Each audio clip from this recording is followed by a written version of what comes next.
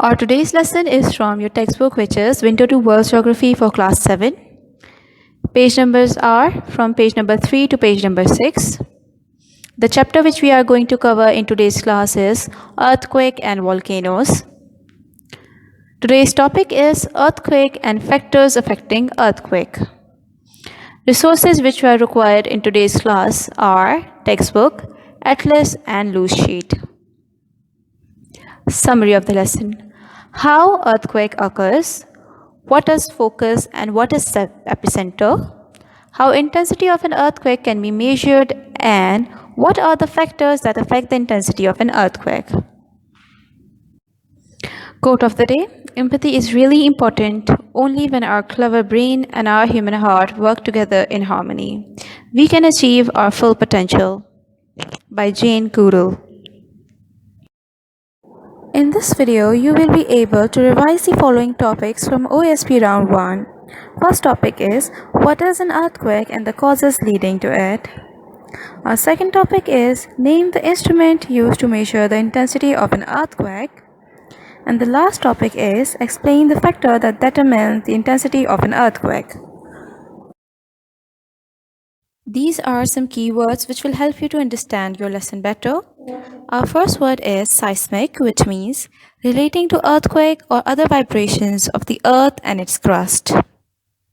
Our second word is tremor, which means an involuntary quivering movement.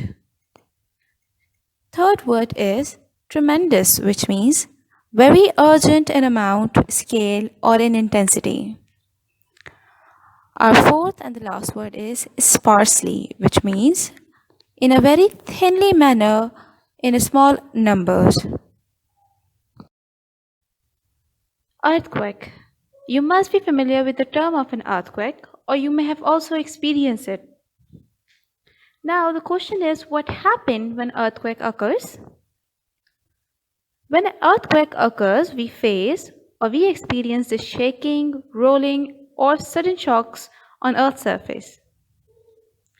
Now, when an earthquake happens, what are the effects of earthquake on us?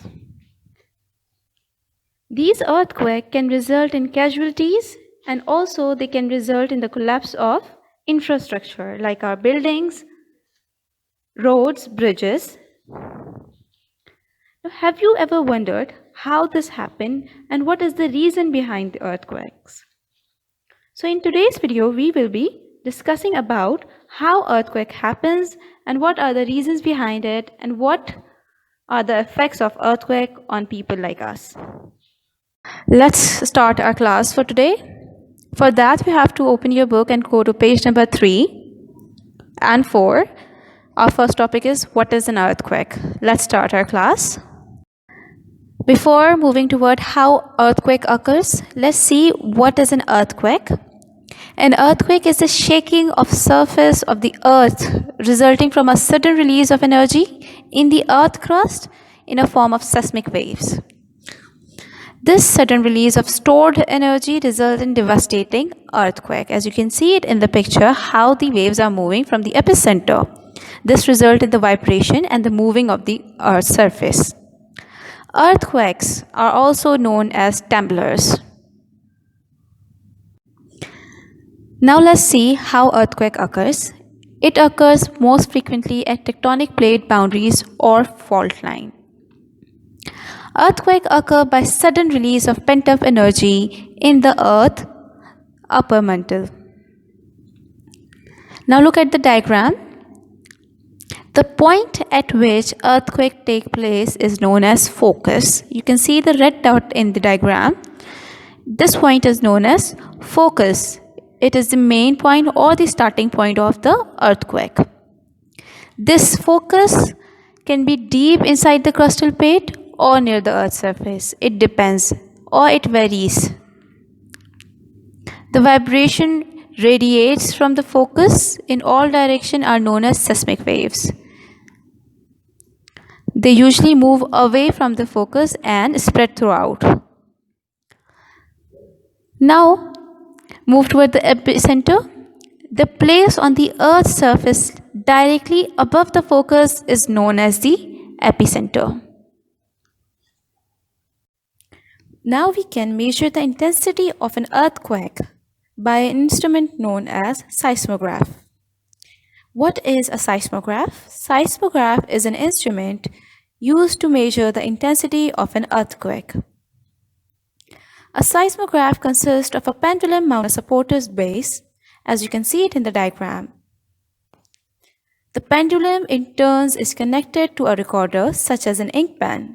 When the ground vibrates, the pendulum remains still while the recorder moves, thus creating a record of the Earth's movement.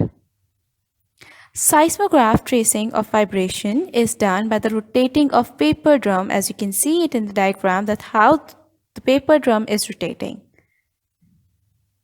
As we all know that when we measure something, we have to represent that measurement in a scale. In this case of earthquake, the intensity of an earthquake can be measured by Richter scale. The magnitude or the amount of energy released by an earthquake is calculated using Richter scale. Richter scale is a logarithmic scale measuring in factors of 10. Richter scale starts from 0 to 2 and ends up at 8 plus. When the magnitude of an earthquake is 0 to 2, it is not felt by the people. But as the value increases, destruction also increases. When it reaches to the scale of 8, total destruction of building and bridges and road happens. Ring of fire. The Ring of Fire, which is also referred to as the Pacific Belt, is a path along the Pacific Ocean characterized by active volcanoes and frequent earthquakes. As you can see it in the map, this whole red shaded area is our Ring of Fire. In this Ring of Fire, the majority of earthquakes and the volcanoes are present. Around 3/4 of the earthquakes that occur every year are found along the Pacific Ring of Fire. Now let's proceed toward our next topic. For that you have to move to page number 5 and 6 of your textbook, which is factor that affects the intensity of an earthquake. So these are some factors that affect the intensity of an earthquake. Our first factor is magnitude. Second factor is population density and time of occurrence. Our third factor is distance and depth from epicenter. And our fourth and last factor is building material. Magnitude. We'll start our discussion with magnitude, how magnitude affects the intensity of an earthquake. An earthquake with higher magnitude will cause more damage than one in the lower magnitudes. An earthquake with a magnitude of 2 would do less damage compared to another with a magnitude of 8, as we have studied in Richter scale also that how magnitude affects. A high magnitude may not necessarily bring about a higher number of deaths. It can cause a more damage, but it is not necessarily that it can cause higher number of deaths. Second factor which affects the intensity was population density and time of occurrence. The number of people living in an affected area is an important factor. Earthquake in sparsely populated areas is likely to affect fewer people than in densely populated areas. Also, the time of the day during which an earthquake occurs is an important factor. The time of an earthquake determines where people are and what they are doing. This will affect people's chances of survival in an earthquake. So, the third factor which affects the intensity of an earthquake is density and depth from epicenter. Seismic waves reduced in intensity the further they travel from this epicenter. Therefore, damage to places near epicenter is more extensive than damage to places which is further away from epicenter. The depth of an earthquake also affects this impact, and it also distributes earthquake into 3 different types. First type, according to the depth of an earthquake, is shallow earthquake. Shallow earthquake occurs near the surface of Earth to 70 kilometers deep in the earth crust. Now the second type, which is intermediate earthquake. It occurs between 70 to 300 kilometers deep in the earth crust. Our third type is deep earthquake, which occurs between depth of around 300 to 700 km in earth crust. Usually, shallow earthquakes tend to cause more damage than deeper ones. Building material, which is our last factor which contributes in the intensity of an earthquake. Building built on foundations of stones are more likely to withstand seismic shaking and are less likely to collapse. The foundation can be built with a shock-absorbing material such as rubber. Wood and steel are better material to withstand earthquake than concrete and bricks. If we work on the foundation of a building, we can reduce the impacts of an earthquake in urban areas also. Now let's see what we have learned through this video. Let's have a quick recap of what we have studied in this video. Our first topic was how earthquake occurs. Earthquake occurs by sudden release of pent-up energy in the Earth's upper mantle. What is focus and epicenter? The point at which earthquake takes place is known as focus, while the place on the Earth's surface directly above the focus is known as epicenter. The third topic was, what is a seismograph? A seismograph is an instrument to measure the intensity of an earthquake. And in the last, we studied about factors affecting intensity of an earthquake. In total, we studied 4 factors which affects the intensity of an earthquake. Number 1 is magnitude. Number 2 is population density and time of occurrence. Number 3 is distance and depth from epicenter. And number 4 is building material. To test your capabilities, I have given a worksheet for you. What you have to do is note down this worksheet on a loose sheet and answer the following questions. Question number 1 is, define these terms. Number 1 is seismograph. Number 2 is magnitude. Number 3 is epicenter. And number 4 is focus.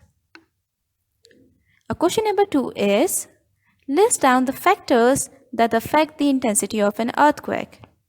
In total, we have studied almost 4 factors that affect the intensity of an earthquake. Write down the name of these factors. Question number 3, which is the last question. Complete the given table. In this table, you have to write the effects of magnitude on the basis of Richter scale. In first column, I have given the magnitude of Richter scale. In second column, you have to write the effect. Lastly, let's end this video with a good moral value. Our today's moral value is integrity. Integrity is when you choose to act and think based on your own personal values rather than personal gains. So this was the end of the video. I hope you have learned something new and enjoyed the video. Thank you.